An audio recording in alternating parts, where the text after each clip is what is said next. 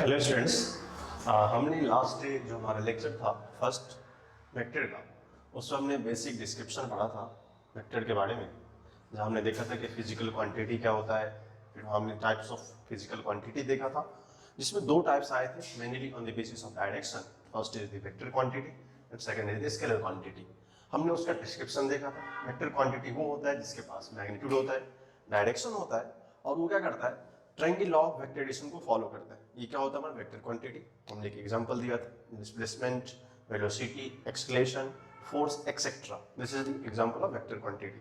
Similarly हमने देखा था अदर पार्ट में स्केलर क्वांटिटी। वो क्या होता है, scalar quantity contains only magnitude, जिसके पास सिर्फ मैग्नीट्यूड होगा और न कि डायरेक्शन नहीं होगा। सिर्फ मैग्नीट्यूड कंटेंट करेगा, डायरेक्शन नहीं होगा, वो फिजिकल क्वांटिटी स्केलर होता था। हमने उसके एग्जांपल में देखा था, डिस्टेंस था, स्पीड था, टाइम था, एंड देन एनर्जी, पावर, बहुत सारे एग्जांपल होते हैं, हमने ये देखा था। फिर हमने थोड़ी सी बात रिप्रेजेंटेशन के बारे में करी थी, जो कि हमने कल बताया था कि अगर हमको वेक्टर पढ़ना है तो what is the representation of the vector. क्या बोला था, इस पॉइंट में एक होता है टेल, जिसको हम लोग बोलते हैं, इसको बोलते हैं हेड, जिसको हम लोग एच से रिप्रेजेंट करते हैं। और ये जो मैग्नीट्यूड होता है दैट इज द लेंथ। जो भी लेंथ होता है इसका, वो क्या होता है, मैग्नीट्यूड होता है। हमने लास्ट डे ये डिस्कस किया था और बताया था कि ये जो एरो होता है वो रिप्रेजेंट करता है डायरेक्शन, रिप्रेजेंट्स डायरेक्शन। इसके बाद हमने बताया था मैथमेटिकल रिप्रेजेंट्स ऑफ वेक्टर। तो मैथमेटिकली कैसे करते हैं, हमने कहा मान लो किसी भी अल्फाबेटिकल ए बी सी, या तो वो कैपिटल हो या स्मॉल हो, डजंट मैटर फॉर मी, फिर क्या होगा, उसके ऊपर हम लोग एरो लगाते हैं। इसको हम लोग क्या रीड करते हैं, रीड एज वेक्टर ए।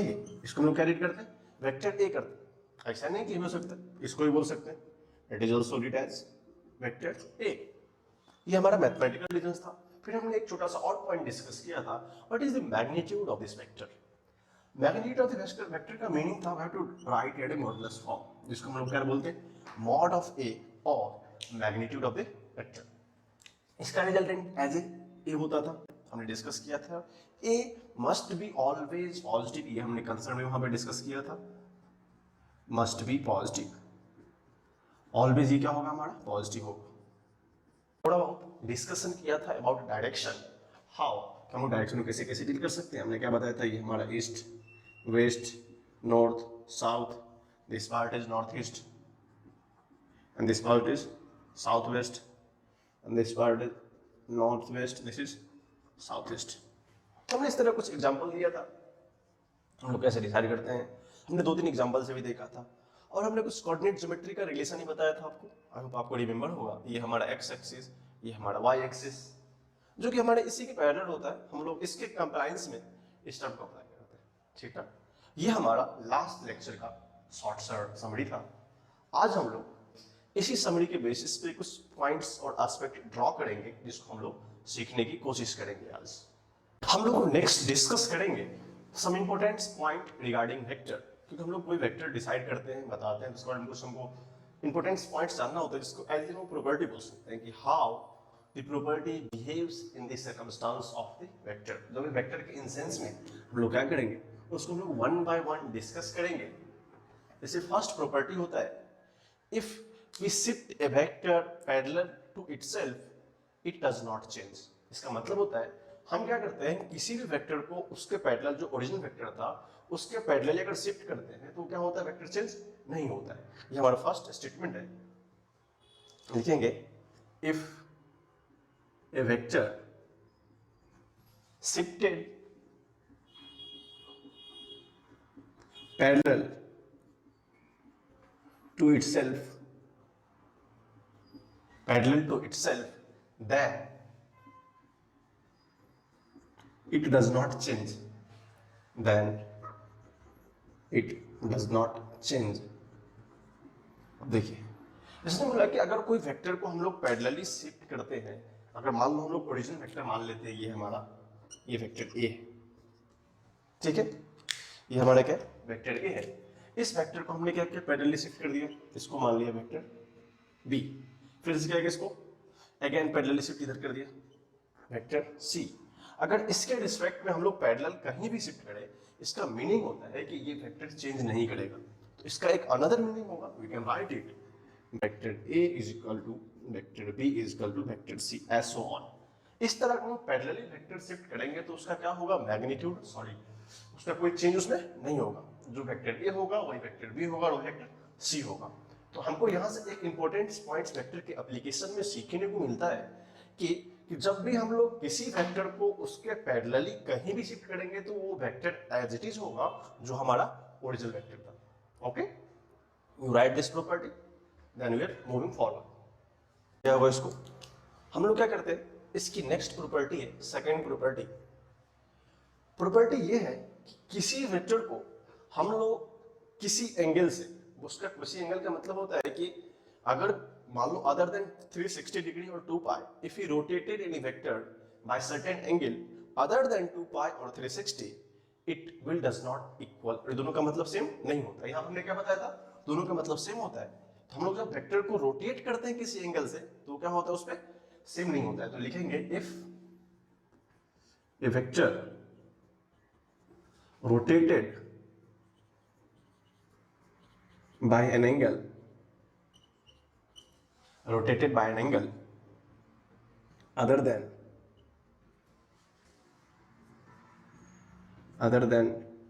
2 pi और 360 डिग्री। हमने क्या बताया था, अगर किसी वेक्टर को रोटेटेड करते हैं किसी एंगल से, वो या तो वो 2 पाई नहीं होगा, नहीं तो 360 डिग्री भी नहीं होगा, तो क्या होगा, vector will be not equal. जो वेक्टर पहले था उसको हम लोग किसी सर्टेन एंगल से रोटेट करते हैं तो वेक्टर एज इट इज वो नहीं रहेगा। इसको थोड़ा डायग्रामेटिकली देखेंगे।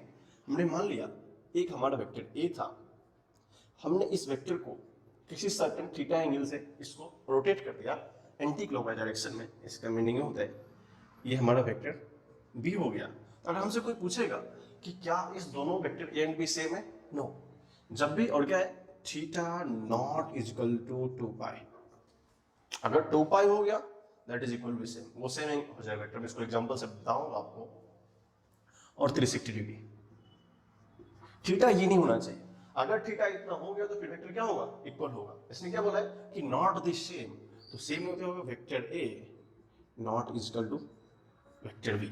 This is the concept. अब देखिए हमारा कल पॉइंट था अगर वो इक्वल हो जाए, अगर वो क्या हो, theta is equal to 2 pi हो जाए, तो एक एग्जांपल देखेंगे। मान लीजिए हमने क्या किया, एक वेक्टर एज्यूम कर लिया, इसको ये हमारा वेक्टर, हमने इसको रोटेट किया हाउ, 360 एंगल से, तो क्या होगा, 90 रोटेट करेंगे तो इधर को जाएगा क्योंकि एंगल कितना है 90। If you rotate this direction, okay. Again if you rotate 180 तो वेक्टर किधर होगा, like that. If you rotate 270 vector क्या होगा, ये होगा। अगर सिमिलरली अगर 3 क्या होगा, vector and it is identical आ जाएगा इस पे। तो क्या इस वेक्टर में और इस वेक्टर में कोई चेंज हुआ क्या, नहीं चेंज हुआ। So if theta is equal to 360 degree और 2 pi, then vector is not change. जो पहले वाला कहानी था क्या होगा, वो सेम रहेगा, then vector is same, then vector is same. इस केस में क्या होगा, वेक्टर सेम ही होगा। हमने एग्जांपल से देखा, अगर इसको A मान लो, this is A dash, this is A double dash, this is A triple dash and is once again E होगा, क्योंकि इसको 4 टाइम्स रोटेट करेंगे 360 डिग्री में, तो क्या होगा, ये इस आइडेंटिकल ग्राफ को कर्ल कर देगा। जब कर्ल कर देगा क्या होगा, this vector is equal to this vector. तो now can write vector A is equal to, इसको B मान लो, जो न्यू वेक्टर होगा क्या होगा हमारा, उसको B मानते हो क्या होगा, A के इक्वल होगा, क्योंकि क्या होगा उसका मैग्नीट्यूड डायरेक्शन क्या है, identical. So write this formula, so write this property and analyse it. Then हम लोग फिर से आगे चलते हैं नेक्स्ट प्रॉपर्टी के लिए। हमारा थर्ड प्रॉपर्टी होगा, if frame of reference is rotated. हम अभी देखेंगे फ्रेम ऑफ रेफरेंस क्या होता है। If frame of reference is rotated then vector will does not change. हम लोग अगर फ्रेम ऑफ रेफरेंस रोटेट कर देंगे तो वेक्टर क्या होगा हमारा, चेंज नहीं करेगा। तो एज इट इज लिखेंगे, इफ फ्रेम ऑफ रेफरेंस देखना चाहे तो मान लो हमने फ्रेम ऑफ रेफरेंस की बात करी है, तो फ्रेम ऑफ रेफरेंस कैसा होगा, एक हमारा मान लेते हैं ये हमारा x एक्सिस है, ये हमारा y एक्सिस है, ठीक है। अब देखो हमने क्या किया, इनिशियली इस तरह का एक एक्सिस ड्रॉ किया, this is our origin. If we take a vector, और वेक्टर का डायरेक्शन हम किधर से भी ले सकते हैं, ठीक। तो क्या होगा, हमने एज्यूम कर लिया this is vector A, this is vector A. अब क्या कहता है, if frame of reference means this x Y axis is rotated, अब एक्स वाई एक्सिस क्या होगा, रोटेट करेगा, तो that this vector does not change, इसका कोई मीनिंग ही नहीं होगा बदलने का। इसका एक और अल्टीमेट डायग्राम देखेंगे। If you take this is the old axis one, this is the new axis. अब क्या हुआ हमारा, ये एक्सिस बदल गया, this is x dash, this is x, this is y, this is y dash. अब क्या किया, ये एंगल थीटा से बदल गया, देखा था ना, ये पहले हमारा था, अब थीटा से बदल गया। Then this one, this vector does not depends, ये वेक्टर इस पे डिपेंड ही नहीं करता कि फ्रेम ऑफ रेफरेंस बदल रहा है, तो जितना ही बदलेगा क्या होगा, वो एज इट इज वेक्टर रहेगा, दिस इज वेक्टर ए। हाँ, उसका पोजीशंस बदल जाएंगे but directions does not change. तो वेक्टर में मेन इंपॉर्टेंट एस्पेक्ट होता है कि उसका डायरेक्शन नहीं बदलना चाहिए। तो हमको ये बात बहुत ही इंपॉर्टेंट फॉर्म है when you go for different examination like JEE mains and advance. जब जाएंगे तब आपको वेक्टर से इतना आसान क्वेश्चन तो नहीं पूछेंगे, but somehow a little concept which asked in very late 90s का बहुत क्वेश्चन था पहले, और आईआईटी में कभी-कभी कंप्रीहेंशन बेस्ड क्वेश्चन आ जाते हैं। कभी-कभी आपको पूछ लेंगे कि इफ ए एक्सिस और frame is rotated by some angle, then what angle the vector rotated, कुछ ऐसे क्वेश्चन आ जाएंगे। जब वो क्या पता चलेगा, vector does not depends on frame of reference के रोटेशन से, उसके फ्रेम ऑफ रेफरेंस के रोटेशन से, उसके फ्रेम ऑफ रेफरेंस के रोटेशन से इस वेक्टर का कोई इफेक्ट नहीं पड़ता है। तो हमको यहाँ से इस नोट से एक क्लियरिटी मिल गई कि when we rotate the frame of reference, और that is called X Y axis, vector does not change. So I hope आपको समझ में आया होगा, ठीक है। फिर हम लोग फर्दर आगे मूव करते हैं। वी कैन से, हम लोग बोल सकते हैं कि दो वेक्टर को इक्वल कब बोलेंगे, जैसे मान लीजिए हम, जैसे एक चीज है, ये पेन है ब्लैक और ये पेन है ब्लू, हमने क्या किया, इस पेन को, दोनों पेन को लाया, दोनों क्या है हमारा ब्लू पेन है, हमने बोला कि वेक्टर इक्वल हो इन व्हाट एस्पेक्ट। तो वेक्टर का डेफिनेशन पता है कि वेक्टर के पास क्या होता है, मैग्नीट्यूड होता है, डायरेक्शन होता है। अगर ये वेक्टर और ये वेक्टर इक्वल होगा तो इस दोनों का magnitude as well as direction क्या होना चाहिए, इक्वल होना चाहिए। और थर्ड रूप क्या है उसका, कि उसका वो फॉलो क्या करना चाहिए, ट्रायंगल ऑफ वेक्टर एडिशन। अगर आप इसको देखेंगे आपको लगेगा सर इसमें आइडेंटिटी है, ये ब्लू कलर का कैप है, this is white, this is white, this is also blue, और ये ब्लू पेन है, इसमें कंप्लीट सिमिलरिटी है, तब हम लोग बोलते हैं कि ये दोनों इक्वल है। But in what sense, their magnitude as well as their direction are equal. So our next important point is, हमारा जो नया पॉइंट है 4, वो क्या है कि दो वेक्टर इक्वल होंगे कब, जब उसका मैग्नीट्यूड एंड डायरेक्शन क्या होगा, इक्वल होगा। तो लिख लेंगे नीचे, two vectors are equal, two vectors are equal when its magnitude and direction both are equal.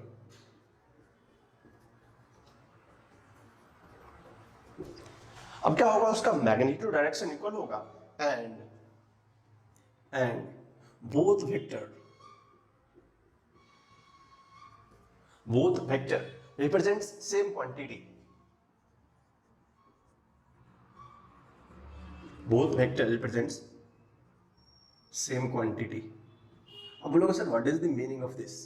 अगर मैं बोला कि ये पेन और ये पेन हमारा इक्वल है, इसका मतलब इस दोनों का आइडेंटिटी क्या है कि दोनों का राइटिंग क्या होगा, ब्लू होगा। इट मींस जो इसकी क्वांटिटी प्रॉपर्टी होगी वो क्या होगी, दिस इज द पेन, कौन सा पेन है, ब्लू पेन है। तो हम लोग इसको थोड़ा सा डायग्रामेट्रिकली देखना चाहेंगे डायग्राम से कि होता कैसे है। तो मान लो हमने एज्यूम कर लिया this is our first vector, ये हमारा क्या है, फर्स्ट वेक्टर है, और ये हमारा क्या है, सेकेंड वेक्टर। अब इसमें क्या है, इसने बोला कि अगर हमने इसको ए मान लेते हैं, vector A, this is our vector B. If two vectors are equal, तो हमको सबसे पहले क्या बोला था, direction must be same, magnitude must be same. Magnitude की बात है तो क्या लिखते हैं हम, mod of A is equal to mod of B. इसका मतलब क्या होता है, A is equal to B in sense कि इसका मैग्नीट्यूड इक्वल होगा और डायरेक्शन कैसे इक्वल होगा। हम लोग जस्ट यहाँ से ड्रॉ कर लेते हैं, इसको एक्स एक्सिस वाई मान सकते हैं, या हम लोग नॉर्थ साउथ ईस्ट वेस्ट में डिस्कस कर सकते हैं। अब देखो इसका डायरेक्शन किधर है, टुवर्ड्स दिस, इसका डायरेक्शन किधर है, टुवर्ड्स दिस, तो दिस डायरेक्शन क्या है, दोनों का सेम डायरेक्शन है। ये जो डायरेक्शन है, डायरेक्शन क्या दोनों को, एक ऑफ दैट इस डायरेक्शन को दिख रहा है पॉजिटिव एक्स की ओर। हमको पता चल गया कि अगर टू वेक्टर्स इक्वल मैग्नीट्यूड हो और डायरेक्शन भी सेम हो in both cells, then represents the both same quantity. अब क्या होगा, ये दोनों इक्वल होगा तो दोनों का डायरेक्शन यही है, ये भी इधर है, जस्ट लाइक दिस पेन। सो इसको, इस पॉइंट से हमको ये समझ में आ गया कि दो वेक्टर तभी इक्वल होगा जब उसका magnitude and plus direction equal हो। और थर्ड पॉइंट है कि दोनों क्या करेगा, सेम प्रॉपर्टी विजिबल करेगा। और इसका इंपॉर्टेंस अभी हम लोग टाइप्स ऑफ वेक्टर पे भी देखेंगे, तो इसको अच्छे से आप लिख लीजिए, फिर हम लोग नेक्स्ट की ओर प्रोसीड करते हैं। नेक्स्ट में नेक्स्ट होगा टाइप्स ऑफ वेक्टर। और टाइप्स ऑफ वेक्टर को देखेंगे तो हम अभी मैंने वेक्टर के डिस्क्रिप्शन में पढ़ा, उसका क्या क्या इंपॉर्टेंट है वो पढ़ा। नेक्स्ट पॉइंट हमारा होगा कि कितने टाइप्स ऑफ वेक्टर होते, तो हम लोग को हेडिंग देखेंगे हम लोग टाइप्स ऑफ वेक्टर। अगर आप इसको देखो तो हमको पता चला कि कितने टाइप्स ऑफ वेक्टर होते हैं। हम लोग one by one etch types को डिस्कस करेंगे, उसको समझने की कोशिश करेंगे। सो हमारा फर्स्ट टाइप होता है, उसको हम लोग बोलते हैं पैरेलल वेक्टर। वो क्या होता है हमारा पैरेलल वेक्टर। अब देखो, अगर हमको पैरेलल वेक्टर को डिस्कस करना होगा तो हमको सबसे पहले दो वर्ड सीखना होता है। पहले it is the combination of two word, first is parallel, second is vector. We know the vectors definition properly। हमको वेक्टर का डेफिनेशन अच्छे से आता है कि वेक्टर का मतलब होता है जिसके पास मैग्नीट्यूड हो और डायरेक्शन हो और जो क्वांटिटी उसके ट्रायंगल लॉ को फॉलो करेगा। हम लोग इसको आगे देखेंगे, what is the meaning essential of triangle law. But यहाँ पे हमको दो टर्म याद आया। फर्स्ट होता है parallel, this is the vector. आपने क्लास 9 10th में एक पैरेलल का मीनिंग पढ़ा होगा। जैसे मैं आपसे पूछूं क्या ये लाइन के पैरेलल है, आप बोलोगे यस। क्या मैं पूछूं ये लाइन के पैरेलल है, आप बोलोगे नहीं, ये पैरेलल नहीं है। क्या ये लाइन इस लाइन के पैरेलल है, नहीं सर ये इंटरसेक्शन है। तो जब भी हमारे दिमाग में आइडिया आता है कि दो लाइन पैरेलल हो तो हम लोग ये सोचते हैं। जब दो लाइन पैरेलल होने का कंडीशन ये है, क्या हमने बोला कि दो लाइन पैरेलल है तो लाइन कैसा होना चाहिए, लाइक दैट होना चाहिए। अगर दो वेक्टर भी पैरेलल होगा तो एक बात तो क्लियर है कि अगर इस मैग्नीट्यूड में हमने डायरेक्शन को ऐड कर दिया तो क्या वेक्टर होगा। तो similarly if two vectors are parallel then this is the representation. Because मान लेते हैं कि हमारा ये वेक्टर ए होगा और ये हमारा वेक्टर बी होगा। अगर ये दोनों पैरेलल होगा तो कंडीशन क्या होगा, ये दोनों क्या होगा, कंडीशन क्या होगा। पैरेलल का मीनिंग तो समझ में आ गया कि दोनों एक दूसरे के पैरेलल ही चलेंगे। आपने 9th 10th की ज्योमेट्री मैथमेटिक्स में पढ़ा है, इसका मीनिंग क्या होता है, पैरेलल ही चलेंगे। जस्ट क्या होगा, हमने एक कैप लगा के इसको रिप्रेजेंट कर दिया, क्या होगा, ये वेक्टर होगा। अब देखिए नेक्स्ट है, पैरेलल होने का दो तीन रीजन हो सकते हैं। Angle between this vector is always zero. वो बोलेगा सर अगर हमने इस लाइन को पैरेलल बोला, इसको भी तो पैरेलल बोल सकते हैं। Because line is parallel, because line में क्या होता है, कुछ डायरेक्शन नहीं होते। बट हम लोग वेक्टर की बात करते हो डायरेक्शन बहुत मैटर करता है, तो हम लोग उसी वेक्टर को पैरेलल बोलेंगे जिस दोनों वेक्टर के बीच का एंगल कितना होगा, जीरो। अब बोलोगे सर एंगल कैसे निकालते, हमने बताया था बेसिक वाले पार्ट में, हम लोग ऑलवेज उसके एक्स एक्सिस से काउंटर करते। अब देखो ये भी एक्स एक्सिस हम ड्रॉ कर ले, यहाँ पे ये भी एक्स के पैरेलल, ये भी पैरेलल है, तो ये दोनों खुद के का एंगल कुछ है ही नहीं। तो दोनों के पास कुछ एंगल नहीं है तो वो क्या होगा, हमारा पैरेलल वेक्टर होगा। तो हमको दो लाइन पैरेलल का कंडीशन समझ में आ गया कि दो लाइन पैरेलल ऐसे होते हैं। सिमिलरली दो वेक्टर भी पैरेलल ऐसे हो सकते हैं, but it what condition, angle should be zero, theta is equal to 0 degree. किसके किसके बीच में, ए एंड बी हो सकते हैं। अगर थीटा इज इक्वल टू 0 होगा, angle between A and B 0, in that case angle vector A parallel to vector B. Vector में हमने बताया एंगल क्या होता है, ए एंड बी का सेम होता है। And one most important point is there, A and B होगा if direction of the vector is same, if direction of the vector is same। अब हमने बात की कि सेम डायरेक्शन होगा तो वेक्टर ए का डायरेक्शन जिधर होगा उधर क्या होगा, वेक्टर बी का डायरेक्शन होगा। इस केस में हम लोग क्या बोलेंगे, वो कौन सा वेक्टर होगा, हमारा पैरेलल वेक्टर होगा। इसको हम लोग जस्ट 2 सेकंड क्विक समरी देखें तो पैरेलल वेक्टर वो वेक्टर है जिसका कि डायरेक्शन सेम हो और दोनों का बीच का angle 0, that is called parallel vector. हमारा नेक्स्ट पॉइंट होगा इक्वल वेक्टर। सेकेंड है इक्वल वेक्टर। जिस तरह हमने लास्ट वेक्टर को देखा था उसमें कुछ नया नहीं है। अब बोलेंगे सर पैरेलल का मीनिंग तो पता है, इक्वल का मीनिंग क्या होता है? सेम। हमने इक्वल का मतलब आपको जनरली कुछ मुझे बताने की जरूरत नहीं है, इसका मतलब क्या होता है? सेम। सेम का मतलब फिर से इक्वल होगा, करेक्ट ना? और वेक्टर का मतलब हमको पहले से पता है। और इसमें क्या होता है? Same magnitude and direction. अब सेम होगा क्या वेक्टर का? मैग्नीट्यूड भी होगा और डायरेक्शन भी होगा। तो इस इक्वल वेक्टर में सेम मैग्नीट्यूड एंड डायरेक्शन। हमने यहां पे कभी मैग्नीट्यूड की बात नहीं करी थी पिछले वेक्टर में, हमने क्या करी थी? सिर्फ डायरेक्शन की बात। एक vector A parallel to B, it means कि हमने कभी मैग्नीट्यूड नहीं लिखा यहां। बट इन दिस क्या है कि इक्वल वेक्टर में मैग्नीट्यूड सेम होता है एंड डायरेक्शन आल्सो सेम होता है। डायरेक्शन क्या होता है हमारा? सेम होता है। सेम मैग्नीट्यूड एंड डायरेक्शन अगर हम उसको देखना चाहें तो मान लो हमने एक वेक्टर ए एज्यूम किया और एज इट इज ऐसा इक्वल वेक्टर अरेंज किया। अब ये वेक्टर यहां भी हो सकता है, कोई प्रॉब्लम नहीं है, बट क्या उसका मैग्नीट्यूड और डायरेक्शन क्या होना चाहिए? सेम होना चाहिए। आपने क्या करना है? इसको मान लेते हैं वेक्टर ए, इसको मान लेते हैं vector B.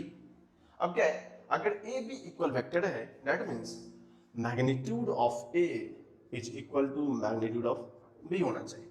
That's implies A is equal to B. This is the first condition and you know all direction must be same.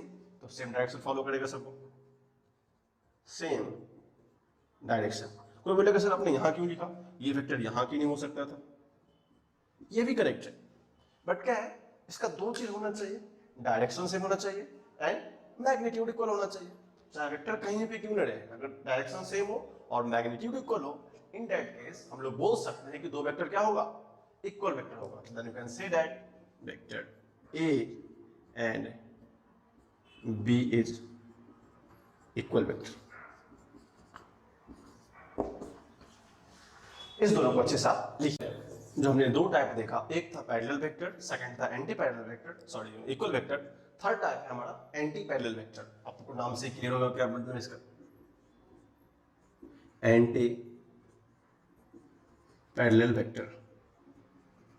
जब आपने इस वर्ड को देखा तो बोलोगे सर पैरेलल का मतलब पता है, एंटी पैरेलल का मतलब क्या होगा? रिवर्स होगा। तो हमने पैरेलल क्या सीखा था? जब भी दो लाइन वेक्टर होंगे पैरेलल होंगे, इस तरह का लाइन होगा। अब देखो, this is vector A, this is vector B, this is vector A and this is vector B. Anti parallel होने का मतलब क्या है? Direction must be opposite. अब देखो अगर ये इधर जा रहा तो ये किधर आ रहा है? इधर को जा रहा है। इसमें कोई कंडीशन नहीं है मैग्नीट्यूड का, ऐसा नहीं कि मैग्नीट्यूड अपोजिट इक्वल होना चाहिए, वो कंडीशन नहीं है। कंडीशन क्या है? Direction must be opposite, direction must be opposite. And one more concern, angle between the vectors, angle between the vectors are कितना हो आप लोगों को पता है? 180 डिग्री। तो हम लोग बोल सकते हैं अगर इस कंडीशन को किसी वेक्टर के कॉम्बिनेशन ने फॉलो किया, अगर इस कॉम्बिनेशन को किसी वेक्टर के दो वेक्टर ने फॉलो किया, डायरेक्शन क्या होगा? अपोजिट होगा। एंगल बिटवीन वेक्टर्स 180 होगा, हमको पहले से पता है। एक लाइन इधर है दूसरा लाइन इधर है, तो क्या होगा? एंगल 180 होगा। तो उस दोनों वेक्टर को क्या बोल सकते हैं? Vector A and vector B are anti parallel. क्या बोल सकते हैं? Vector A and B are anti parallel. This is the concept. Now I hope आपको अच्छे से इसको समझ में आया होगा। इसको लिख लीजिए, फिर हम लोग इसके नेक्स्ट टाइप को देखते हैं। नेक्स्ट हमारा टाइप 4 है नेगेटिव वेक्टर। टाइप 4 क्या हमारा? Negative vector.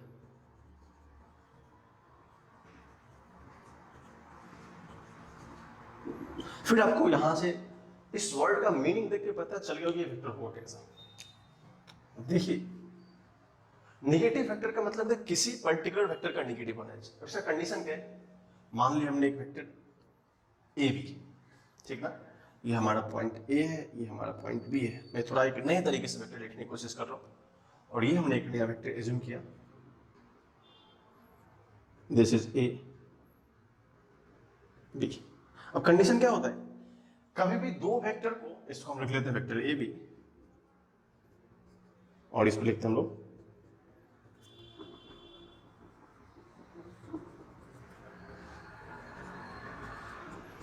B A. तो हमने पॉइंट वही रखा है, जस्ट डायरेक्शन चेंज किया। A B vector and B A vector, two vectors are called to be negative vector. कब होगा? जब दोनों का मैग्नीट्यूड सेम रहेगा बट डायरेक्शन क्या होगा? इक्वल रहेगा। तो मैग्नीट्यूड सेम होगा, मैग्नीट्यूड सेम रहेगा and direction opposite, direction opposite रहेगा। अब सबसे पहले बताएगा मैग्नीट्यूड सेम का मतलब क्या है कि vector of A B is equal to vector of B A. तो मान लेते क्या होगा? A B is equal to B A. हम लोग ऐसा न्यूमेरिकली लिख सकते हैं, कोई प्रॉब्लम नहीं है। बट इन सेंस क्या है? Direction must be opposite. तो ए बी का डायरेक्शन अगर इस वर्ड में है तो बी ए कितना होगा? रिवर्स होगा। तो हम लोग इसको एक और फॉर्म में लिख सकते हैं, vector A B is equal to vector V A with negative sign. ठीक है। अब वी ए का मतलब क्या हो कि ये वेक्टर एग्जैक्टली वही है जो ऊपर वाले के बराबर है, बट उसका डायरेक्शन क्या है हमारा? रिवर्स है। ठीक ना? अगर हमको पूछेगा कि वेक्टर ए बी और बी ए में दो डिफरेंस निकालने को, तो पता चलेगा कि इसका मैग्नीट्यूड दो सेम है बट डायरेक्शन क्या है? अपोजिट है। हमारा नेक्स्ट टाइप है वेक्टर का, हमने फोर्थ टाइप डिस्कस किया। फर्स्ट डिस्कस किया था parallel vector, second equal vector, third anti parallel vector, fourth हमारा था नेगेटिव वेक्टर। नाउ हम लोग एक और टाइप होता है वेक्टर का, उसको बोलते हैं को इनिशियल वेक्टर। को इनिशियल वेक्टर, को इनिशियल वेक्टर। अगर इस वर्ड को देखें तो हमको सबसे पहले बात मैं बार बार बोल रहा हूं कि वर्ड के इंपोर्टेंस को समझना बहुत जरूरी है। जैसे मान ले हमने क्या किया, को इनिशियल। इनिशियल मतलब क्या होता है? Starting point. स्टार्टिंग पॉइंट, अगर किसी कॉम्बिनेशन ऑफ वेक्टर का स्टार्टिंग पॉइंट सेम हो, क्या हो? स्टार्टिंग पॉइंट को मतलब इसका मीनिंग होता है सेम स्टार्टिंग पॉइंट। इससे मान लीजिए आपको एग्जांपल दिखाता हूं। मान ली हमने क्या किया, this is vector A, this is vector B and this is vector C. तो क्या हमको एक इस ऑब्जर्वेशन से लग रहा है कि vector A, vector B and vector C तीनों का एक initial starting point O common है। तो जब स्टार्टिंग पॉइंट सेम हो किसी भी कॉम्बिनेशन ऑफ वेक्टर का, तो वो टाइप्स ऑफ वेक्टर क्या होता है? को इनिशियल वेक्टर। हम लोग मान लेते हैं same starting point, same starting point of vector. जिस सारे वेक्टर का स्टार्टिंग पॉइंट सेम होगा या एक जगह से शुरू होगा, वो सब वेक्टर क्या होते हैं? हमारे को इनिशियल वेक्टर होते हैं। हम लोग बोल सकते हैं vector A comma vector B and vector C are coinitial. बोल सकते हैं कि vector A, vector B comma vector C are coinitial. हमको इस हर एक मीनिंग से क्लियर हो जाना चाहिए कि को इनिशियल वेक्टर का मतलब क्या होता है। जिस वेक्टर का स्टार्टिंग पॉइंट सेम होगा, जैसे हमने देखा वेक्टर ए का, वेक्टर बी का एंड वेक्टर सी का, अगर सेम स्टार्टिंग पॉइंट होगा, रेस्ट वेक्टर का डेफिनेशन आपको बहुत अच्छे से पता है, वो वेक्टर क्या होगा? हमारा को इनिशियल पॉइंट होगा। इसको अच्छे से आप लिख लीजिए, फिर हम लोग नेक्स्ट टाइप पे मूव कर इससे आगे। टाइप 6 का मीनिंग होता है जो हमारा को लीनियर वेक्टर, को लीनियर वेक्टर। अब हमको फिर से यहाँ एक मीनिंग डिस्कस करना पड़ेगा कि सर को लीनियर क्या होता है एक्चुअली। अब देखो, अगर इस पार्ट को हम लोग नजर दौड़ाएं, लीनियर का मीनिंग सबको स्ट्रेट लाइन तो होता है। If two vector lying on same line then these two vectors is called as collinear vector. इसका मतलब हम बोलेंगे कि जब दो वेक्टर सेम लाइन पे, सेम लाइन मतलब होता है कि सेम स्ट्रेट लाइन पे लाई करेगा, तो उस दोनों वेक्टर क्या बोलते हैं हम लोग? को लीनियर वेक्टर। देखो इसमें क्या है, वेक्टर्स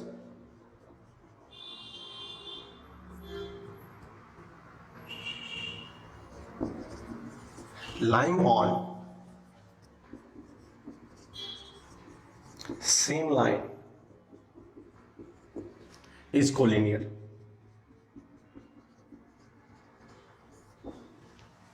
सिंपल सा डेफिनेशन है, अगर वेक्टर सेम लाइन पे होगा तो क्या होगा? हमारा कोलिनियर वेक्टर होगा। अब थोड़ा सा सोचने का मैथमेटिकल टर्म है, मैं इसका मैथमेटिकल फॉर्म बताता हूं। इसको हम लोग लिखते हैं इन मैथमेटिकली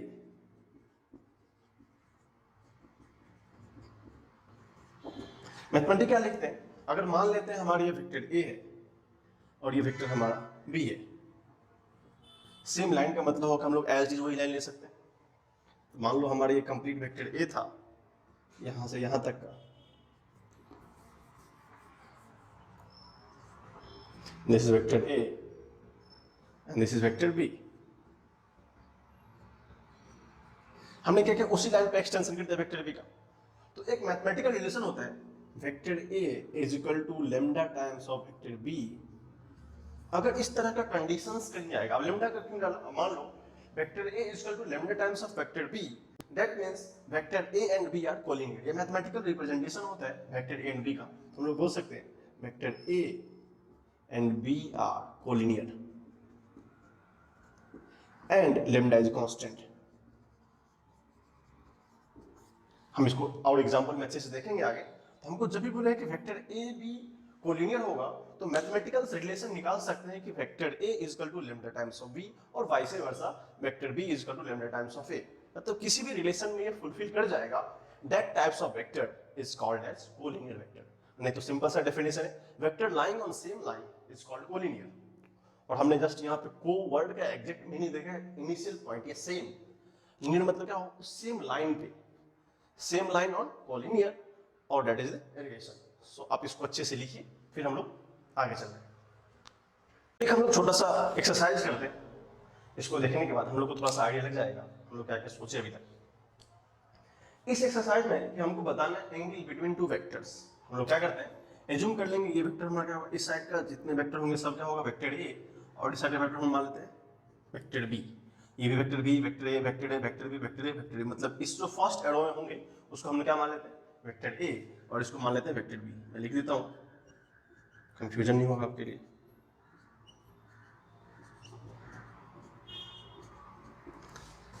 अब पूछा है कि एंगल बिटवीन देम, अब क्या पूछा है, एंगल बिटवीन देम कितना होगा vector A and B.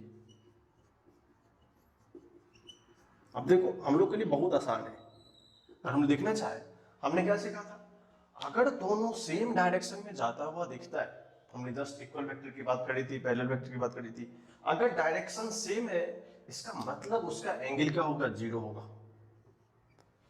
Just fact होना चाहिए कि जब भी दो वेक्टर का डायरेक्शन सेम हो उस केस में क्या होता है, एंगल जरूरी होता है। क्या इस दोनों केस में वेक्टर ए एंड बी दोनों उधर जाता हुआ दिख रहा है, करेक्ट है, इस केस में एंगल कितना होगा, जीरो होगा। जो आप सेकंड केस देखेंगे बोलेंगे सर वेक्टर ए भी इधर आ रहा है, वेक्टर बी भी इधर आ रहा है, इसका मतलब सेकंड केस में एंगल कितना होना चाहिए, जीरो होना चाहिए। अब ये नहीं कि हमने उधर x पॉजिटिव लिया और इधर x नेगेटिव है। मेन पॉइंट हमने क्या बताया था, vectors does not depends on frame of reference, x किधर है y किधर, उसमें मतलब नहीं उसको। जस्ट हमारा इनिशियल पॉइंट क्या था कि अगर दोनों का वेक्टर का डायरेक्शन सेम होगा तो एंगल कितना होगा उसका, जीरो होगा। अगर नहीं होगा तो कितना होगा, दिस इज अपोजिट डायरेक्शन। हमने जस्ट कुछ देर पहले बताया था opposite vector, anti parallel vector बताया था ना, उसी को हम लोग अपोजिट वेक्टर ही बोलते हैं। उसके बीच का एंगल कितना था, 180 था। उसको हमने देखा थीटा कितना होगा यहाँ पे, 180 डिग्री होगा। सिमिलरली यहाँ भी क्या, ये इधर जा रहा है, ये इधर आ रहा है, दोनों का एक अपोजिट में या एंटी पैरेलल है। एंटी पैरेलल थोड़ा हमको दिख नहीं रहा है बट अपोजिट दिख रहा है। जब एक दूसरे के अपोजिट में होता है थीटा कितना होता है, 180 डिग्री होता है। हमको धीरे धीरे इसका इंपॉर्टेंस समझ में आएगा, बट बेसिकली इसको पहले देखेंगे कि जब दो वेक्टर पैरेलल था तो हमने एंगल जीरो लिया था, बट डायरेक्शन सेम है फिर भी एंगल जीरो। इसका डायरेक्शन अगर इधर आ गया फिर भी एंगल जीरो है, इसका डायरेक्शन एक दूसरे के अपोजिट है, इसका मतलब कितना होगा, 180 होगा। ये सब कॉमन टर्म्स है जो हमें फ्यूचर में रिक्वायरमेंट्स होंगे इस बेसिक एस्पेक्ट का। तो साफ साफ इस एग्जांपल के मेथड से इसको अच्छे से लिख लीजिए, फिर हम लोग आगे चलते हैं। सेवेंथ टाइप होगा कोप्लेनर वेक्टर।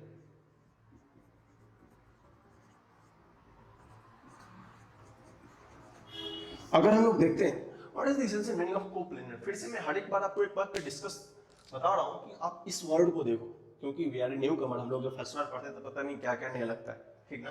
तो कोप्लेनर मतलब, प्लेन मतलब होता है एक प्लेन, को मतलब अगर two vectors are located in same plane that is called as coplanar vector. इसका मीनिंग होगा वेक्टर्स,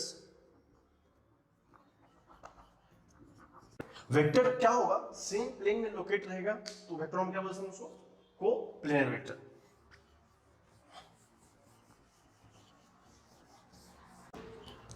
नोट, क्योंकि यहां पे बहुत इंपॉर्टेंट है, two vectors are always coplanar. दो वेक्टर हमेशा क्या होता है, प्लेन में एग्जिस्ट करता है। इसको स्टार या एरो लगा के लिख लेंगे। कोप्लेनर के मीनिंग में टू वेक्टर्स आर कोप्लेनर। जब भी दो वेक्टर आता है वो क्या होता है, एक प्लेन में एग्जिस्ट करता है। ऐसा नहीं कि एक वेक्टर एयर में दूसरा प्लेन में, ऐसा नहीं हो सकता। दो वेक्टर ऑलवेज एग्जिस्टिंग प्लेन। अब जो भी होगा हम लोग नेक्स्ट में इसका प्रॉपरली जब अप्लाई करेंगे कंसेप्ट को, हर एक टाइप के वेक्टर के मीनिंग को इन दिस क्वेश्चन, जब क्वेश्चन आएंगे तो उसके एस्पेक्ट हमको पता चलना चाहिए कि कोप्लेनर वेक्टर क्या होता है, कोलिनियर वेक्टर क्या होता है, को इनिशियल वेक्टर क्या होता है, और हर एक का थोड़ा थोड़ा सा इंपॉर्टेंस है, बट ये बहुत काम की चीज है। तो अब इस टाइप को लिखे फिर हम लोग नेक्स्ट टाइप की ओर मूव करते हैं। नेक्स्ट हमारा कंकरेंट वेक्टर। अब कंकरेंट हमको मैथमेटिक्स में वर्ड आता है, इसका मतलब क्या होता है?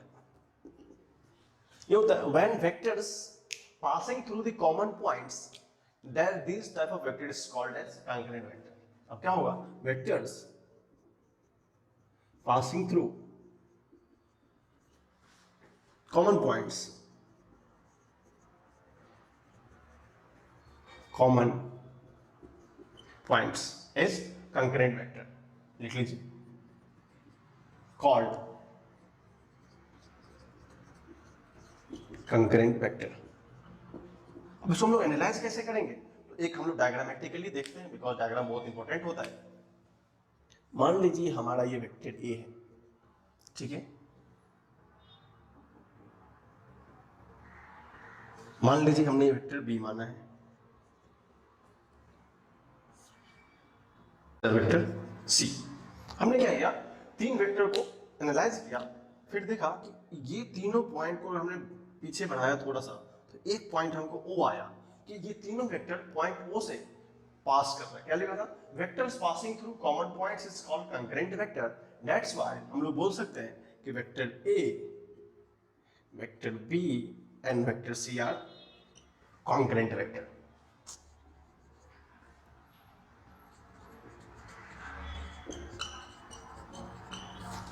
क्योंकि हमको सिर्फ कॉमन पॉइंट्स क्लियर होना चाहिए, क्योंकि इतने टाइप डिस्कस करने का मतलब है you know the basical meaning of that part. बाकी डेफिनेशन मुझे बताने की रिक्वायरमेंट नहीं है, बट यू नो प्रॉपर्ली।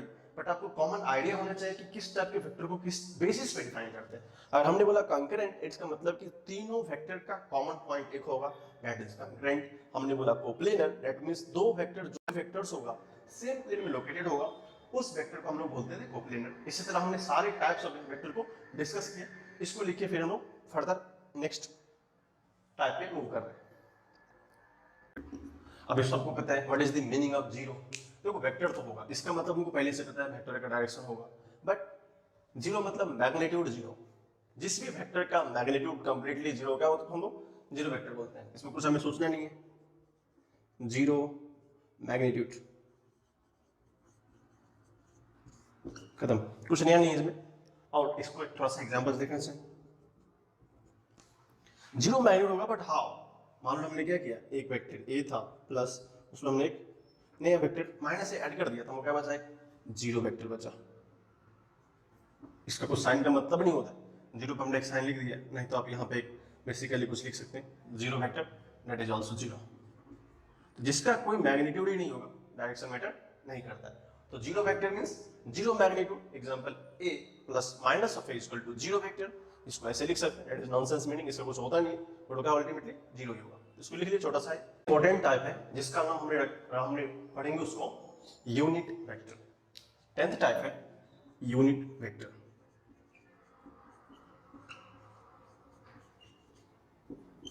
अब सबसे इंपॉर्टेंट चीज है, so what is the meaning of zero? means magnitude zero, unit means magnitude unit। जिसका मैग्नीट्यूड 1 होगा और उसके पास डायरेक्शन होगा, उसको हम लोग क्या बोलते हैं, यूनिट वेक्टर। इसमें भी कुछ नया कंसेप्ट नहीं है, बट वेरी वेरी इंपॉर्टेंट। इस टॉपिक में यूनिट वेक्टर का बहुत इंपॉर्टेंस होता है, इसलिए इसको अच्छे से देखेंगे। वैसे आपने सब अच्छे से देखा है, मैग्नीट्यूड 1। अब बोलो सर यूनिट वेक्टर इसका एक अपना स्पेसिफिक रूट होता है। अगर देखा जाए हर एक चीज का रिप्रेजेंटेशन होता है, बट यूनिट वेक्टर का अपना स्टाइल होता है। देखो इसमें हम लिखते हैं, unit vector is represented as, vector is represented as, कैसे रिप्रेजेंट करते हैं, इसको हम लोग बोलते हैं दैट इज ए कैप। इसको पढ़ते हैं कैसे, अगर किसी वेक्टर को हमने बोलना है यूनिट वेक्टर तो उसके पीछे एक कैप लगाते हैं। इसको दो तीन तरीके से पढ़ते हैं। इन इंडिया हम लोग पढ़ते हैं ए कैप, ए कैप, ऐसे इसको रीड करते हैं। इन इंटरनेशनल सिनारियो आप अगर यूएसए में देखेंगे तो उसमें आप उसको ए हैट बोलते हैं, इसको हैट ही बोलते हैं क्योंकि इसके हैट की तरह दिखता है, ठीक ना। ये इसका सिंबल होता है। जब भी हमको कोई यूनिट वेक्टर की बात करेंगे किसी वेक्टर के बारे में तो क्या करेंगे, वेक्टर उस पे के कैप लगा देंगे और एक हैट लगा देंगे। इस दोनों में से कोई एक चलता है। जनरली इंडिया हम लोग ये प्रेफर करते हैं, ये आउटसाइड है इंडिया का, उसको हैट बोलते हैं क्योंकि मीनिंग होता है। अपने छतरी देखा ना घर की छत उसी तरह होती है, ठीक ना। हैट हो हट हो वो भी चलेगा, उसमें कोई प्रॉब्लम नहीं। तो जनरली यूनिट वेक्टर को रिप्रेजेंट करते हैं ए कैप से, इसको इस तरह हम लोग रीड करते हैं। बट ये होता कितना है, उसको मैथमेटिकली एक डेरिवेशन देखें तो यूनिट वेक्टर क्या होता है, that is the vector of that and the magnitude of that. This is the important part. इसका मैथमेटिकल एक्सप्रेशन होता है unit vector is equal to vector of that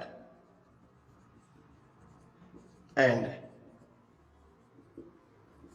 क्या होता है, vector of A divided by magnitude of A. हमने निशा state में देखा था कि क्या होता है मैग्नीट्यूड, जस्ट इसका मॉड बाहर है।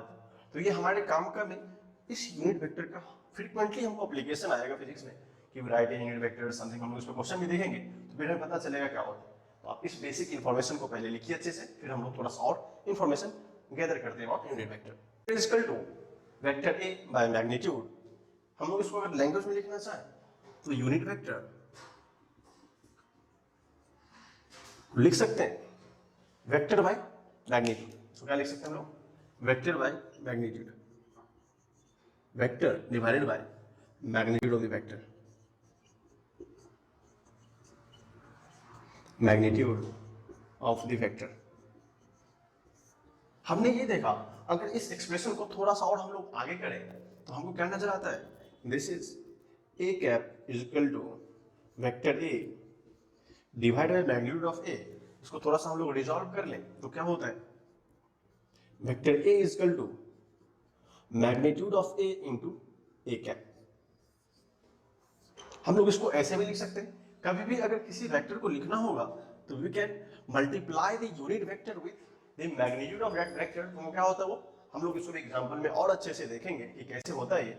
बट जब भी ये वेक्टर लिखना होगा तो हम लोग एक नया सा फॉर्म लिख सकते हैं। हमारा इसका जो हमने अपर मीनिंग देखा, unit vector is equal to vector by magnitude of the vector that written as this A cap is equal to vector A by A magnitude. इसको ऐसे भी लिख सकते हैं, vector A is equal to A cap into magnitude of A. अब क्या होता है, इस यूनिट वेक्टर का हम लोग अप्लाई करते हैं फॉर वेरी स्पेसिफिक डायरेक्शन। हम लोग आगे उस डायरेक्शन के बारे में पढ़ेंगे। यूनिट वेक्टर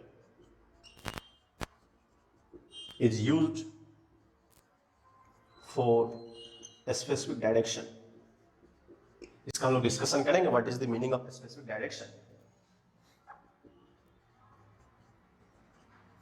और आपको इतना ही पता है यूनिट का मीनिंग वन होता है। अगर यूनिट वेक्टर का मैग्नीट्यूड वन है, अगर वन को किसी से मल्टीप्लाई करते डिवाइड करते doesn't matter, but if you multiply the direction it will matter. One से हम लोग किसी को मल्टीप्लाई करेंगे कोई फर्क नहीं पड़ता, बट अगर उसकी डायरेक्शन से मल्टीप्लाई करते हैं बहुत फर्क पड़ता है। इसलिए हमने क्या लिखा, unit vector used for specific direction, जो कि हम लोग आगे फर्दर में देखेंगे। तो आप इस अच्छे से सबको लिखिए, फिर हम लोग आगे मूव करते हैं। देखेंगे कि हमने जो लिखा यूनिट वेक्टर का जो स्पेसिफिक यूज होता है उसको हम लोग देखेंगे। Specific use of unit vector, specific use of unit vector.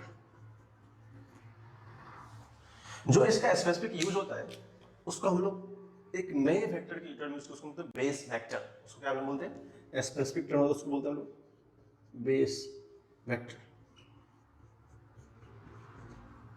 अब देखिए base vector generally three type के होते हैं, हम लोग अभी डिस्कस करेंगे क्या होते हैं।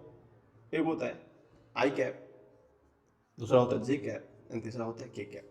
This three vector is called as base vector. बोलोगे सर ये आई के जे कहां से आ गया, थोड़ा इसको अच्छे से देखेंगे।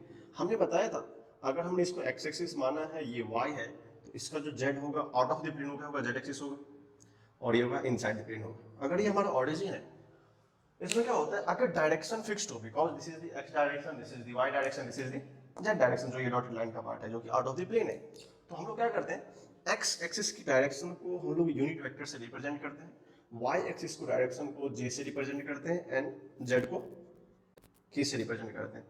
ये इसको हम लोग इसलिए बेस वेक्टर बोलते हैं because further in any direction हमको क्वेश्चन में आएंगे कभी भी कि एक्स को वाई को कैसे रिप्रेजेंट करेंगे, तो ये base vector till whole physics इस एक्स वाई जेड के साथ रहेगा।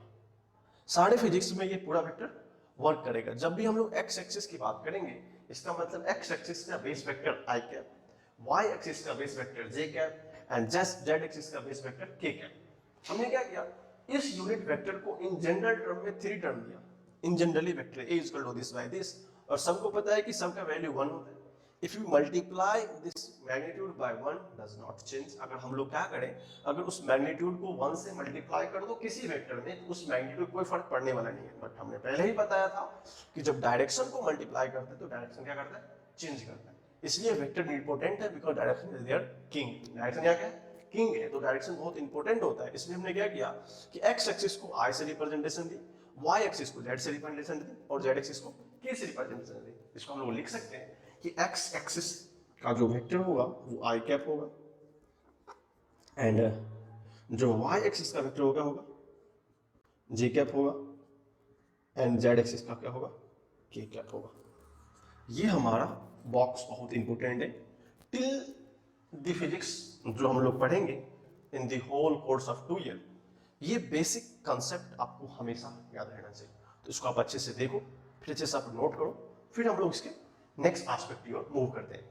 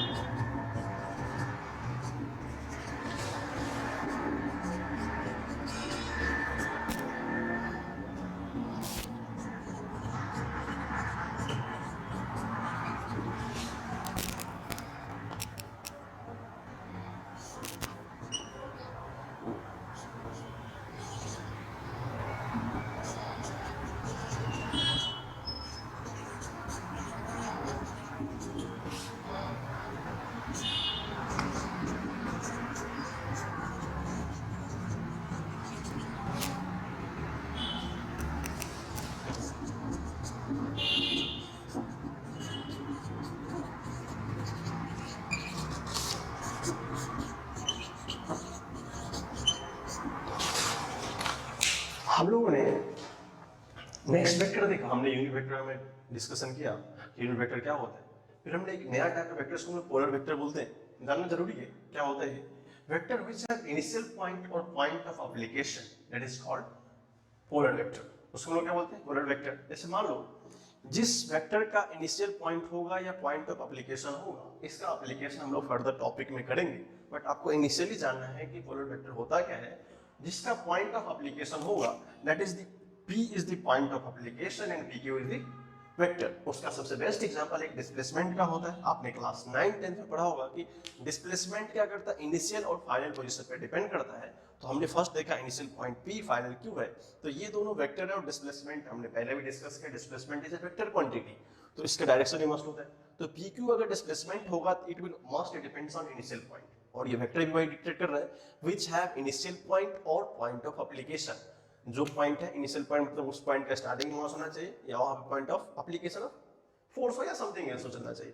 तो इस तरह का जो प्रॉपर्टी फॉलो करेगा that is called as polar vector. So write it very carefully because ये नया वेक्टर है, क्योंकि आपको कभी देखा नहीं होगा। बाकी सब आसान था, ये थोड़ा सा डिफरेंट है। इसको हम लोग डिस्कस करेंगे in further when the topic come in the question. Okay, पढ़ा हमने, उसके कॉन्फ्रेंस में एक क्वेश्चन को डील करने की कोशिश करते हैं समझने से। फर्स्ट एग्जांपल हमारा है, क्वेश्चन ये दिया हुआ है कि ये वेक्टर ए का डायरेक्शन है, वेक्टर बी का डायरेक्शन है, दिस वेक्टर से वेक्टर डी। तो हमारे पास 4 ऑप्शन है, फिर बताना है कि हमारा कौन कौन सा ऑप्शन करेक्ट है, कौन कौन सा रॉन्ग है। हम लोग फर्स्ट ऑप्शन से चलते हैं कि vector A and C parallel है। इसका मतलब क्या होता है? इसका मतलब होता है पैरेलल। अब पैरेलल हम देखें तो हमने क्या पढ़ाया था, जब भी दो वेक्टर पैरेलल होता है तो दो वेक्टर क्या होना चाहिए? सेम डायरेक्शन होना चाहिए। तो पैरेलल वेक्टर का मीनिंग हमने बताया था कि two vectors are parallel then their directions are same but angle क्या होगा? जीरो। अगर वेक्टर ये है, इसको वेक्टर सी मान लें, तो हम लोग देखते हैं इस डायग्राम में क्या वेक्टर का डायरेक्शन उधर है? यस है। वेक्टर सी का डायरेक्शन उधर है? यस है। और दोनों पैरेलल है? पैरेलल भी है। इसका मतलब डायरेक्शन सेम है। और एक बात क्या है, एंगल भी क्या दिया हमारा? 0 डिग्री दिया हुआ है, क्योंकि दोनों का डायरेक्शन कितना है? सेम है। इसका मतलब फर्स्ट स्टेटमेंट था वेक्टर ए एंड सी क्या है? पैरेलल है, वो हमारा करेक्ट है। तो दैट इज दी हमारा right option. You can choose the option, but हम लोग इस तरह देखते हैं। सेकंड ऑप्शन देखेंगे, vector A and B, vector A B और vector B C are anti parallel. हमने क्या बताया था? एंटी पैरेलल का मीनिंग होता है कि एक का डायरेक्शन इधर, दूसरे का इधर होना चाहिए। डायरेक्शन अपोजिट एंड थीटा कितना होना चाहिए? 180 डिग्री। चलो हम लोग शुरू करते हैं। देखना वेक्टर ए से वेक्टर डायरेक्शन उधर है, बी का इधर है, थीटा कितना है? 180 है। चलो ये दोनों तो कंडीशन फुलफिल करेगा कि वेक्टर का डायरेक्शन ए का उधर है, बी का इधर है, तो दोनों एंटी पैरेलल है। बीसी में भी देख लेते हैं, बी का डायरेक्शन इधर है, सी का इधर है, एंगल कितना है? 180 है। इसका मतलब ये दोनों वेक्टर इस कंडीशन को फुलफिल कर रहा है कि ये दोनों vector A B and B C are anti parallel. तो जो हमारा बेसिक डेफिनेशन था एंटी पैरेलल होने का, उस कंडीशन को ये सेटिस्फाई कर रहा है। That means this option is also right. Correct है। हमने बेसिक डेफिनेशन पढ़ा है कि कौन सा फैक्टर क्या होगा, हमने क्वेश्चन डाला है, ठीक है, आपको पता चलेगा। थर्ड क्वेश्चन है, vector C and D are coinitial. अब ये पॉइंट बहुत इंपॉर्टेंट है। हमने बोला था कि हमको जस्ट फर्स्ट वर्ड से डिसाइड करना है कि what is the meaning of that. को इनिशियल मतलब स्टार्टिंग पॉइंट सेम होना चाहिए। बैक टू योर क्वेश्चन, हम लोग क्वेश्चन में फिर से आते हैं, क्या वेक्टर सी एंड डी का स्टार्टिंग पॉइंट सेम है? और ये खुद वेक्टर भी है। तब जो दोनों वेक्टर बी का स्टार्टिंग पॉइंट भी सेम है, दोनों वेक्टर भी है, इट मींस इस ऑप्शन को भी करेक्ट लग रहा है। ये भी हमारा करेक्ट ऑप्शन है। It means vector C and D originates from the same point or the initial point is same, that is called as co-initial vector, जो हमने पहले पढ़ा था। डेफिनेशन को अगर अच्छे से पढ़ेंगे तो you can apply thoroughly and properly. Next option है A B C D are coplanar. हमने जस्ट बताया था कोप्लेनर वेक्टर होता है क्या है? वेक्टर एग्जिस्ट और लोकेटेड इन सेम प्लेन। क्या होता है? जब वेक्टर एक प्लेन में ही लोकेट होता है तो क्या तुम बोलते हैं हम लोग? कोप्लेनर बोलते हैं। This all vectors are in same plane. ये तो एक बोर्ड भी एक प्लेन है, सब वेक्टर बॉडी में ही है ना, तो सब वेक्टर एक प्लेन होता है। A B C D all vectors are equal. तो हमें क्या पता चला इस क्वेश्चन में? ए बी सी डी में क्या है? All are correct, all are correct. इस क्वेश्चन से हमें एक आइडिया मिल गया कि हम लोग किस तरह बेसिकली अपने आर्गुमेंट को प्रेजेंट कर सकते हैं थ्रू द क्वेश्चन। इस क्वेश्चन को आप अच्छे से लिखो, फिर हम लोग एक और एग्जांपल से को समझने की कोशिश करते हैं। क्या है कि which of the following is correct, मतलब इस सारे ऑप्शन में ए बी सी डी में कौन सा ऑप्शन करेक्ट है, कौन सा रॉन्ग है। तो हमने जितना अभी तक पढ़ा है वेक्टर के बारे में, बेसिक डिस्क्रिप्शन पढ़े थे, सब इंपॉर्टेंस आज के स्टार्टिंग लेक्चर में हमने पढ़ा था कि वेक्टर डिस्क्रिप्शन क्या होता है, क्या क्या होता है, उसी सब बेसिस पे क्वेश्चन। अब देखो, अगर हम लोग इसको कंपेयर करना चाहते हैं, क्या बोला था initially? Just draw the axis. हमने क्या बोला था? ये हमारा एक्स एक्सिस होता है, ये वाई होता है। हमने क्या बोला था? इसको हम लोग आई से रिप्रेजेंट किया था, जे से रिप्रेजेंट करते हैं। और एक थर्ड भी क्या होता है? कि दैट इज जेड। ये हमारा एजम्पशन था। इसने क्या बोला है देखेंगे कि F1 = 10 न्यूटन इन किधर है वो? जे कैप में। अगर ये हमारा y एक्सिस में जे कैप होगा, और F2 = 10 न्यूटन इन आई कैप। इतना तो मुझे समझ में आ गया आई कैप में 10 न्यूटन है। ऑप्शन फर्स्ट बोला है कि magnitude of vector F2 = magnitude of vector F1। अब देखो, इसका मैग्नीट्यूड 10 है, इसका भी 10 है, बट डायरेक्शन अलग है। मैग्नीट्यूड 10, इसका मतलब ये ऑप्शन हमारा क्या करेक्ट? ये हमारा करेक्ट ऑप्शन है। क्यों? क्योंकि दोनों का मैग्नीट्यूड 10 दिया हुआ है, बट डायरेक्शन क्या है? डिफरेंट है। सिमिलरली सेकंड ऑप्शन देखेंगे, दिस इज अगेन वेक्टर। क्या वेक्टर 1 = वेक्टर 2 या वेक्टर F1 = वेक्टर F2 कब बोलते हैं? जब दोनों का डायरेक्शन सेम होता है। आप देख के बताओ, तो वेक्टर F1 डायरेक्शन J में है और F2 का क्या है? I में है। इसका मतलब ये ऑप्शन हमारा रॉन्ग है, करेक्ट नहीं है, क्योंकि दोनों का डायरेक्शन क्या है? अलग अलग है। तो हमने बताया था वेक्टर A = B तभी होगा जब दोनों का magnitude as well as direction equal होना चाहिए। मैग्नीट्यूड तो इक्वल है, डायरेक्शन इक्वल है क्या? नहीं है। दैट्स व्हाई ऑप्शन रॉन्ग है। थर्ड देखेंगे, ऑप्शन है कि F1 परपेंडिकुलर टू F2। अब परपेंडिकुलर मतलब एंगल 90, इसका भी एंगल कितना होता है? 90। हाँ सर, लग तो रहा है कि दोनों का एंगल कितना है? 90 है। तो as a vector F1 perpendicular to F2 तो है, बिकॉज अगर हम लोग ये एंगल मान ले दोनों के बीच का एंगल कितना है 90 है, तो ये ऑप्शन हमारा करेक्ट है। ठीक है, पता चला ना आपको कि F1 परपेंडिकुलर टू F2 है, व्हाट इन सेंस बिकॉज एक वेक्टर इधर है, एक दूसरा वेक्टर एग्जैक्टली परपेंडिकुलर पे। सिमिलरली ऑप्शन डी देखेंगे, इसमें लिखा है कि I cap equal to J cap. अब डायरेक्शनली क्या आई कैप मतलब एक्स एक्सिस वाई के बराबर थोड़ी हो सकता है, इसका मैग्नीट्यूड 1 होता है, बट वेक्टर क्या होता है अगेन साइन सेम नहीं हो सकता, तो I cap not equal to J cap. अब हमने आई कैप इधर जे इधर दोनों इक्वल कैसे है, तो दो जगह लिख नहीं सकते थे इसको, ठीक ना। सिमिलरली फिर लिखा है आई कैप का mod equal to J cap का मॉड, इसका मतलब यूनिट वेक्टर का मॉड यूनिट 1 होता है और जे का भी क्या होता है मॉड और होता है। इसका हम लोग सिर्फ मैग्नीट्यूड की बात कर रहे हैं, तो ये ऑप्शन क्या होगा फिर से हमारा करेक्ट होगा। अब देखिए फिर से क्या लिखा है, एफ वेक्टर का यूनिट वेक्टर लिखो, यूनिट वेक्टर जिधर भी लिखेंगे उसका डायरेक्शन फॉलो करेगा, because unit vector needs direction. Magnitude तो 1 रहेगा दोनों का, बट डायरेक्शन क्या आएगा डिफरेंट रहेगा। F1 का डायरेक्शन इधर है, F2 का इधर है, so direction wise it is not equal. ये भी क्या होगा हमारा रॉन्ग होगा, but see next question is correct because their magnitude is equal. तो हमने इस क्वेश्चन से थोड़ा सा यूनिट वेक्टर के एस्पेक्ट को देखा, तो पता चला कि इस क्वेश्चन के कंटेक्स्ट में क्या क्या रॉन्ग था क्या क्या करेक्ट था। इसको अच्छे से लिख लीजिए, फिर हम लोग नेक्स्ट थिंग पे मूव करते हैं। हमने एक नया सा टॉपिक अभी इंटर किया, एंगल बिटवीन वेक्टर। एंगल्स मतलब दो वेक्टर के बीच में एंगल कितना होता है, अगर उसको हम डेफिनेशन वाइज देखें, बाकी उसको अच्छे से समझाएंगे।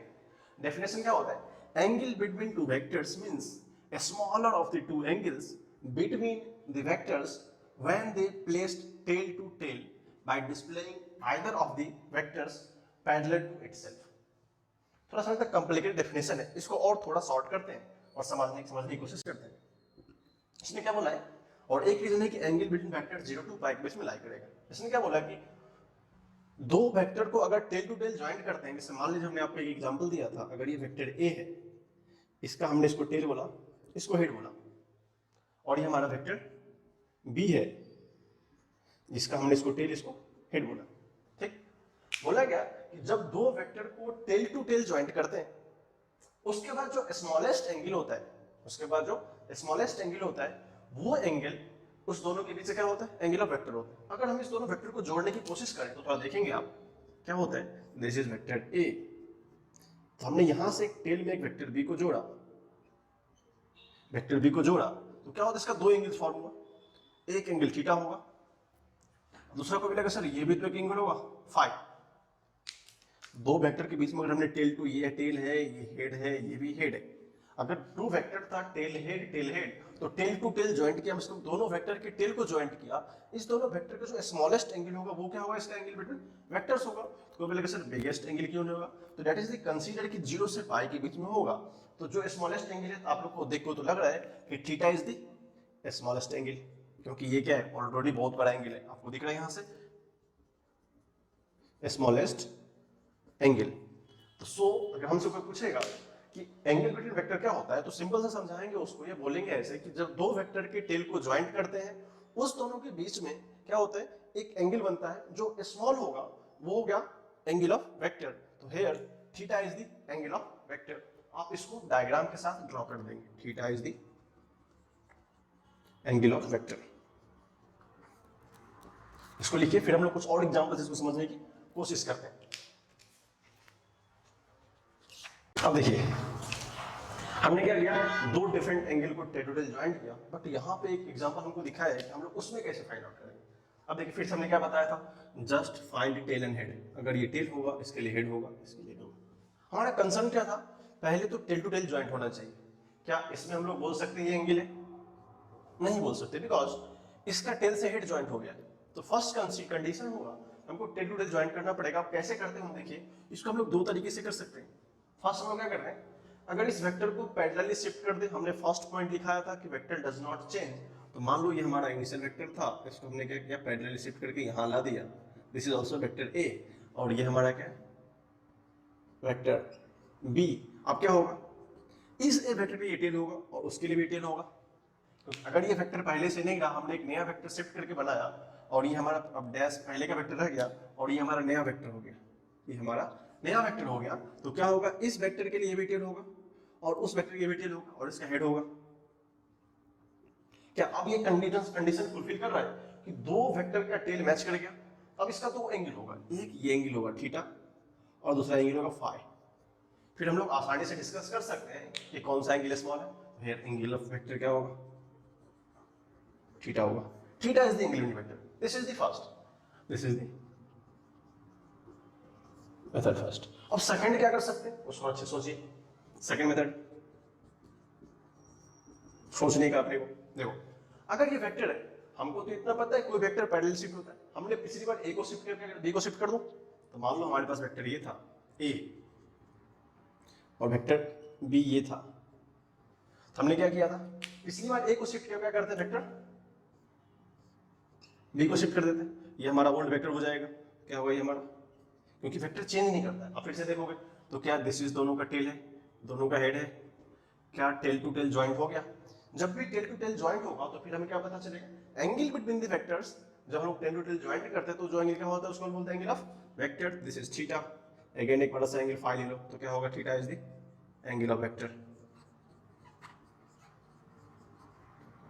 इसलिए मैंने बताया था कि कुछ इंपॉर्टेंट टर्म होते हैं वो भी लोग ट्राई कर सकते हैं। अब देख लो this angle nearly same, diagram में थोड़ा सा स्ट्रेट लग रहा है बट दोनों एंगल क्या होगा हमारा सेम होगा। हम लोग एग्जांपल्स इसको अच्छे से क्लियर करेंगे, पहले आप इसको अच्छे से लिख लीजिए, फिर हम लोग कुछ प्रॉपर न्यूमेरिकल्स एग्जांपल देखेंगे इसमें। अब देखिए हमने क्या किया, कुछ एग्जांपल्स दिए, जिस एग्जांपल से हमको पता चलेगा हम कैसे कैसे एंगल बिटवीन वेक्टर ढूंढना है। कुछ न्यूमेरिकल्स है, इसको अच्छे से टेक्निकली देखेंगे कैसे कैसे करते हैं। जैसे मैं फर्स्ट एग्जांपल लेता हूँ, अगर हम इसको सॉल्व करना शुरू करें तो फर्स्ट एग्जांपल क्या है, this is tail, this is head, sorry this is head, this is head. हमको कंडीशन ही बताया था कि टेल टू टेल ज्वाइंट होना चाहिए। क्या होना चाहिए, टेल टू टेल ज्वाइंट होना चाहिए। अब देखो इसको, अगर इसको हम लोग इस तरह लिख सकते हैं, इस वेक्टर को शिफ्ट कर दे, जब इस वेक्टर को शिफ्ट करें तो कुछ इस तरह का एंगल होगा, जब इसको शिफ्ट करें कुछ इस तरह का होगा। अगर इसको इस तरह देखा था, ये पीछे का एंगल था, तो ये हमारा वेक्टर ए इसको मान लेते हैं, दिस इज वेक्टर बी मान लेते हैं। अगर ये एंगल 43 था, ये एंगल कितना होगा, by the rule of geometry. जब ज्योमेट्री का रूल अप्लाई करेंगे तो ये अगर इसको हमने पैरेलली शिफ्ट किया इधर, इसको पैरेलली शिफ्ट इधर किया तो क्या होगा, दोनों का टेल ज्वाइंट कर गया, तो हमारा कंडीशन फुलफिल कर गया। ये इसका हेड है, ये इसका हेड है। जब दो वेक्टर का टेल ज्वाइंट करता है और दो एक स्मॉलेस्ट एंगल होगा, एक इधर से एंगल कितना बनेगा, तो 360 माइनस 43, इसको देखेंगे तो 317 होगा। एक एंगल हमारा होगा 317 डिग्री और दूसरा क्या होगा 43 डिग्री। तो हमको बोला था कि स्मॉलेस्ट एंगल कौन सा होगा, तो हमारा स्मॉलेस्ट एंगल कौन सा है, दिस इज 43। तो थीटा का वैल्यू कितना होगा 43 डिग्री। बहुत ही सिंपल है, इसको देखेंगे। नेक्स्ट पॉइंट, इसमें कुछ करना ही नहीं है। देखो नेक्स्ट क्वेश्चन पर कुछ है, आप लोग इस क्वेश्चन के लिए स्क्रीन को पॉज कीजिए, क्वेश्चन को सॉल्व कीजिए, फिर सॉल्यूशन देखेंगे रुक के। देखिए अब क्या है इसमें, क्या इसका टेल इधर है, इसका हेड इधर है, इसका हेड इसका टेल इधर है। ये तो अपने आप बना बनाया क्वेश्चन। तो एंगल बिटवीन वेक्टर कितना कितने 30 डिग्री। इसमें हमें कुछ करना नहीं है क्योंकि दोनों का टेल मैच कर रहा था। नेक्स्ट क्वेश्चन है थर्ड वाले में, आप हर एक क्वेश्चन में स्क्रीन को पॉज करके बनाएंगे, फिर आप सॉल्यूशन देखेंगे। एक बन गया, आपने बनाया, आपका आंसर मैच किया, ओके, फिर आप स्क्रीन को पॉज कीजिए, फिर इसको बनाइए, फिर आप आंसर मैच कराएंगे। देखिए अब क्या बोला हमारा कि ये एंगल, अगर हम लोग को बोला कि टू टेल को मैच करना चाहिए दोनों टेल को, तो क्या करूं, इसको मैं पैरेलली शिफ्ट कर दूं। अगर एक डायग्राम इसको हम लोग पैरेलली लेके जाएं इधर इस पॉइंट पे और दूसरा एंगल ये है, हमको पता है कि एंगल 45 है, ये एंगल हमारा 45 है, तो हमको पता है इस कंप्लीट एंगल तो 180 होगा, 180 होगा एंगल।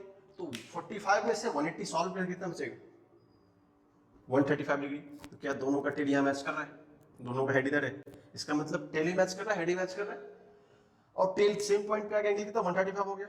और इसके अलावा एक है, दिस इज स्मॉलेस्ट एंगल, बाहर से क्या होगा उससे बड़ा एंगल होगा, उसका थीटा कितना होगा हमारा 135 degree. Just tail to tail match करना है, आप अपना आंसर मैच कर लेंगे, आपको 135 आया कि नहीं, और फिर हमको क्या करना है, उसके लिए हमको फर्दर मार्क कर जाना है कि हम कितना आंसर आएगा। और always take smallest value. Vector के एंगल का मतलब होगा, जब भी हमसे बोला जाएगा कि वेक्टर के बीच का एंगल ढूंढना है तो ऑलवेज भी smallest value. So again we pause the screen, solve and then see the solution. अब देखो वेक्टर 4 वाले में क्या करना है अपने को, 4 वाले पार्ट में फिर क्या है, यहां से इसका टेल है ये, ये इसका हेड है और इसका इसके लिए टेल, इसके लिए हेड है। क्या टेल टू टेल मैच हो रहा है क्या? नहीं, जस्ट पैरेलल इसको शिफ्ट कर दो, दिस इज वेक्टर ए। क्या दोनों के लिए टेल बन गया? अब दोनों के लिए इसका भी टेल देंगे, कितना होगा ये? इसको मान लो थीटा, ये कंप्लीट होता है 180, कंप्लीट कितना होता है 180, तो हम लोग क्या लिखना पड़ेगा 120 degree plus theta is equal to 180 degree. Theta कितना हो गया हमारा 60 degree. That is the answer between two vectors. Just कुछ नया नहीं करना है, सिर्फ दो वेक्टर को मैच अप करवा देना। सिमिलरली आपको आंसर मैच हुआ आपसे, कितना आंसर है। लास्ट क्वेश्चन भी आप लोग स्क्रीन पॉज करके बनाएंगे, सॉल्यूशन देखेंगे। अब क्या देखो, ये आइडेंटिकल है।